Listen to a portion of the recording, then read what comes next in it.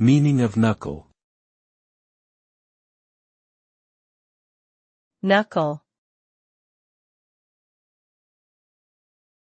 Knuckle.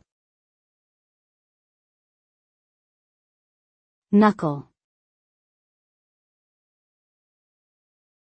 Knuckle.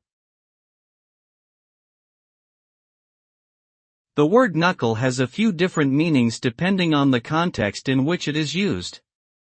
As a noun, knuckle usually refers to the bony joint where the fingers meet the hand, or similarly in the foot. In this sense, to crack one's knuckles means to bend and twist them in a way that causes the joint to make a popping sound.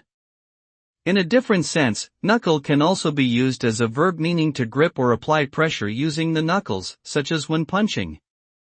For example, he knuckled the door to get the attention of those inside.